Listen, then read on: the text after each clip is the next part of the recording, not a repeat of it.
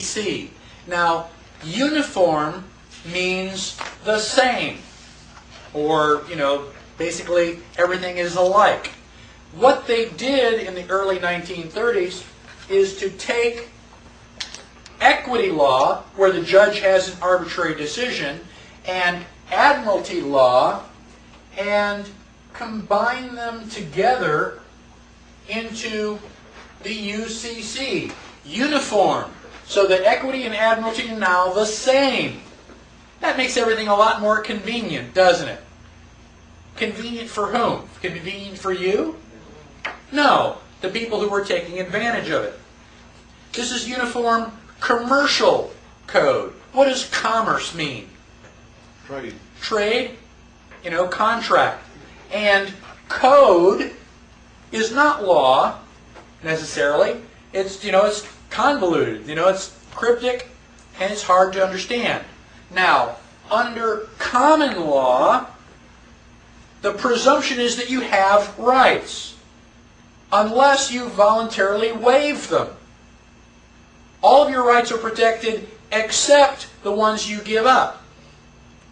Under the Uniform Commercial Code, the opposite is true. Under the Uniform Commercial Code, it is assumed that you have no rights unless you explicitly reserve them. Say, oh, by the way, I've got all my constitutional rights. Oh, by the way, I have freedom of speech. Now, how do you do that? If you are in a Uniform Commercial Code contract, you need to go to Section 1, Clause 207, which is defined on page 19, UCC 1-207, performance or acceptance under reservation of rights. A party who with explicit reservation of rights performs or promises performance or assents to performance in a manner demanded or offered by the other party does not thereby prejudice the rights reserved. Such words as without prejudice or under protest or the like are sufficient. So you just have to say out loud or in writing that you are reserving your rights. Now, why do they have to do that?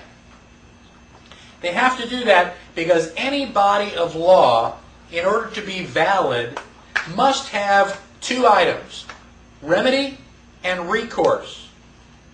Remedy means that you are able to get out of trouble once you get into trouble. So if you're going to put me in jail, if I broke something, I've got to have some way I can fix it. Anybody hear of debtor's prison? Debtor's prison, you owe me money. Well, I'm going to put you in jail until you pay me my money back. You're in jail. How are you going to go out and get any money? Well, that's your problem. Kind of a catch-22, isn't it? And so you just had all the prisons just filling up with all these people who couldn't pay their debt, which is now completely and totally illegal. Now, under... the other option, the other thing that law must have is recourse. You have to have some way to stay out of trouble in the first place. It's like, okay, just tell me what I have to do so I don't get put in jail overnight in the first place. And that's recourse. And that's what UCC 1-207 is. They've got it all the rules are set up so they win the game. Mostly because we didn't tell you the rules. Is the UCC unconstitutional? No. Is it specified by the Constitution? No. It makes it extra constitutional. It is out there in addition to the Constitution. Do you have a right to sign contracts under the UCC? Yes, your right to contract is unlimited. You can sign any contract you want. You just have to know that you've done it. And they're not telling you. Now, what generally happens under the UCC is something called notice and grace. I have to inform you of what's going on, and I have to give you some time period for you to respond. So I send you a letter. Dear Joe, you owe me $1,000. Love, Mike. And I mail you this letter. You go, $1,000? I don't even know Mike. And you just wrinkle it up and you throw it in the garbage can. You figure this is just, like some hoax. Well, in my letter, it says, please pay me within 30 days. Please respond in 30 days. And if you just wrinkle it up and throw it in the garbage can, I show up 31 days later with the sheriff. And the sheriff will legally take the $1,000 from you. I gave you notice. I told you that you owed me $1,000. I gave you a grace period. I gave you 30 days to respond. Well, you didn't respond, so it must have been true. So your response is always, always respond. If I send you a bill for $1,000, sit down at the typewriter, the computer, mail it back going, what? I challenge that. What you can do is refuse without dishonor. You say, I don't owe you anything. Now whose job is it to prove that I gave you some sort of service? It's my job. That's what the IRS does. The IRS sends you a notice. They give you 10 days to respond. If you don't respond, you must be guilty. Don't be afraid of the IRS. Just write them a letter back within the first 10 days. Challenge their authority. Say, no, I don't owe you this money. Prove it. Oh, well, gosh, that's going to be a heck of a lot harder. Gosh, if you want us to prove it, then we're not going to be able to collect the taxes.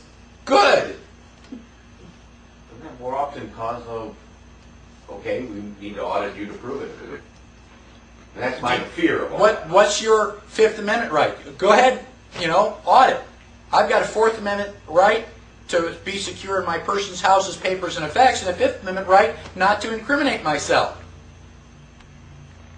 I've got my, checkbook and stuff. I don't have to give it to you. I don't even have to sign my 1040 form. If I sign it under penalty of perjury, must be true. Well, if I don't sign it, let me see, I don't have to give you, the government, anything that you can use to put me in jail. If I sign my 1040 form and give it to you, can you use that to put me in jail? Yes. Then I don't have to sign it. If you show me, Judge, how I can sign that without giving up my Fifth Amendment rights, then I'll sign it. But they can't do that. Bill